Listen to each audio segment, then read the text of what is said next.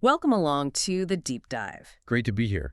So today we're opening up Thomas Hardy's Jude the Obscure. We're not reading the whole thing, obviously, but looking at some really key excerpts. Exactly. We've picked out bits that really show, the core of the story. It's all about big dreams, Jude's aspirations. And these intense connections he makes. Right. And how all of that just smashes up against the rules and expectations of Victorian society. Can be pretty brutal. Yeah, it really can. So our mission, if you like, for this deep dive is to dig into those excerpts and see what nuggets we can find.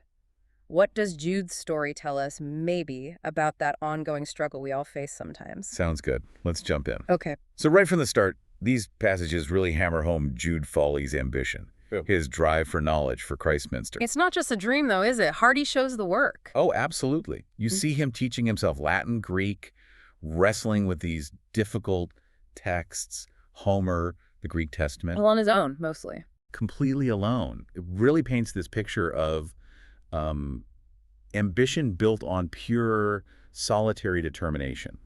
Grit, really. But there's a twist, isn't there? The sources seem to point out this sort of cruel irony in how Hardy uses Christminster and all those classical references. Yeah, that's a really sharp point. It's like these symbols of learning, these quotes, they don't actually celebrate knowledge for Jude. They feel more like reminders of what he can't have. Exactly. Or worse, sometimes they're pulled from contexts that actually foreshadow tragedy, like that Ovid quote about love. Before Pyramus and Thisbe. Oh, wow. Right. It almost makes you feel Hardy's suggesting Jude's big goals were kind of doomed from the get-go, or maybe flawed in some way.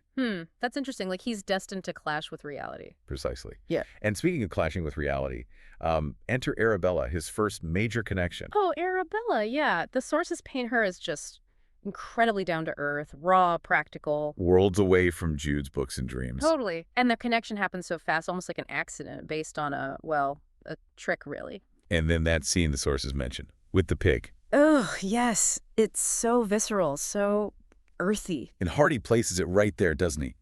This shocking contrast to Jude's quiet studies. It feels like Arabella and that whole incident is designed to just yank Jude right out of his intellectual bubble. Ground him hard in reality. Couldn't put it better. She represents this completely different pull on his life, and it immediately throws his plans off course. And she's a survivor in her own way. Goes off to Australia, comes back, runs a pub. Yeah, she's driven by very different things than Jude. Practical things. And then, of course, there's Sue Bridehead, his cousin.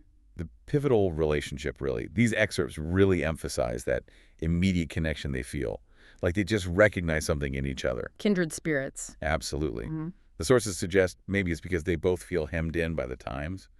Jude by his class, obviously, but Sue by the expectations placed on women. Right. She seems to embody that challenge to convention. Working in that religious shop, but reading, subversive stuff. Yeah. And rejecting the religious statues. She has these very unconventional ideas about marriage, sees it almost as a trap. She keeps trying to escape traditional roles.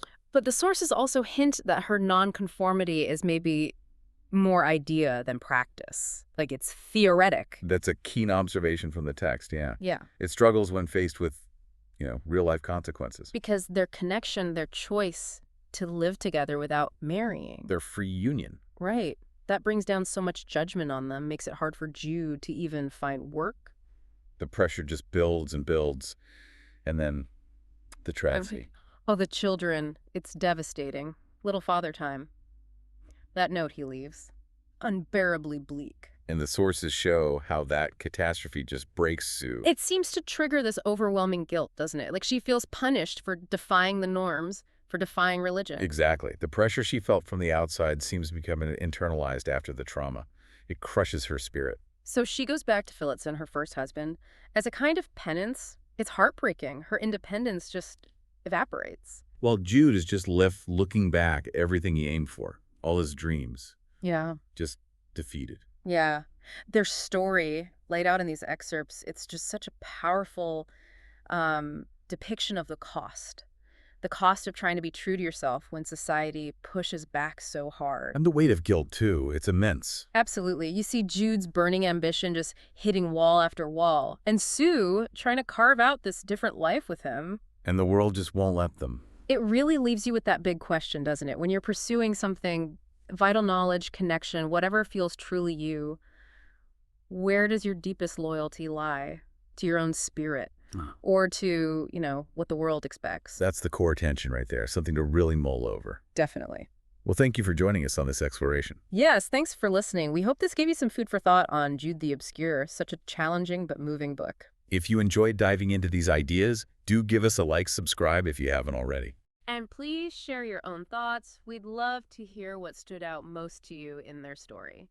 See you next time on The Deep Dive.